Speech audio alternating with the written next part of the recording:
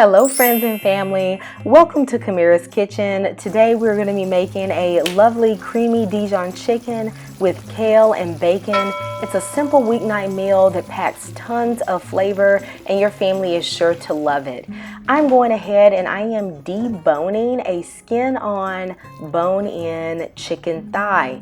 Now, the reason why I'm not using skinless, boneless is because I really want the skin to add an extra level of flavor and deep richness to this dish, but I want it to cook quicker by taking out the bone. So here I'm showing you how I go about taking out the bones in the chicken, and this is actually a really quick process once you get the hang of it. I'm using 4 chicken thighs today to prepare my recipe, but you can use as many as you want depending on your family size. Alright, now it's time to season our chicken, and I have 2 teaspoons of my Cajun spice. In the description box I tell you how I make that, but I use that actually on a lot of dishes, so I would make the full size. I'm using some Toney Creole seasoning, which is basically a seasoned salt, so I'm not going to add any additional salt to this recipe at the moment. I'm going in with garlic powder and also 2 teaspoons of potato starch. Yes, it's going to add a little crispiness and brownness to the skin of the chicken and give it a little extra flavor.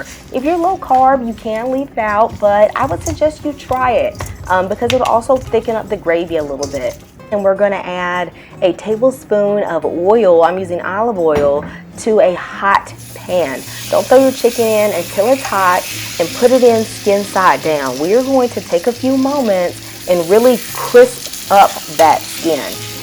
Okay, we want that fat to render off because it's going to give our dish a nice color, and it's also going to toast the spices so it can give a great flavor for the gravy. It's been cooking for probably about 5 minutes at this point, and I did not disturb or move it around because I really wanted to try to avoid making the skin break or come apart from the chicken.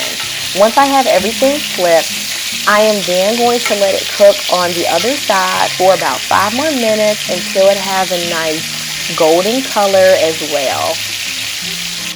Alright, it's been 5 minutes and our chicken is ready, and it's now time to put our chicken aside. There's a lot of chicken fat left in the pan, and I'm going to remove about half of it. We don't really need all that fat in our dish, especially considering that we're going to be rendering the bacon in here, and y'all, I am not going to take out none of that bacon fat, okay? So I'm going to take out this chicken fat right now because that bacon fat is so delicious. We're not removing that one.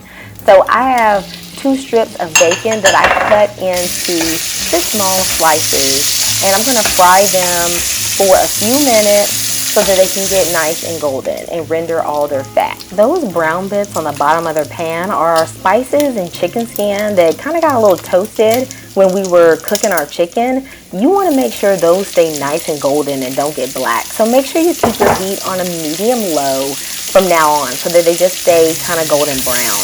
I'm adding in half of a large onion that I diced, and I'm just going to saute that for about 1 minute or 2 just so it can get a little bit translucent. Then I'm adding a pinch of salt to help the water content come out of the onions, a tablespoon of minced garlic, and I'm using a dry white wine to now remove those bits from the bottom of the pan. If you don't do wine, you can use a little water or even a little bit of chicken stock.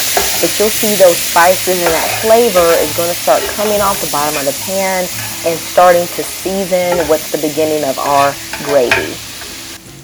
I'm adding in a teaspoon of better than bouillon, the roasted chicken flavor. And I'm putting in a tablespoon of Dijon mustard. You could also use 2 tablespoons if you really like a strong mustard flavor. This is 2 cups of frozen kale that I thawed under cold water. You could also use spinach. If you use spinach, however, you don't really need to cook it any additional time. I added a little extra Cajun to our kale, and I'm putting in a cup of coconut milk. You could also sub heavy cream if you like dairy. I really prefer this version made with coconut milk though, It's a little bit lighter on your stomach, and you really don't have, it really doesn't give you a coconutty taste at all. Just a nice subtle creaminess. So I really suggest that you try this coconut milk version and tell me what you think in the comments. I'm putting in some basil and some fresh parsley chopped roughly from my garden just to give it a nice little fresh herbal taste. I'm also going to be adding in a cup of water so that I can begin cooking my kale for about 5 minutes. I cover everything and put my heat on low and let it braise for 5 minutes. When the time is up, I go ahead and uncover it, and my kale has started to get tender, but it will cook a little bit longer with the chicken.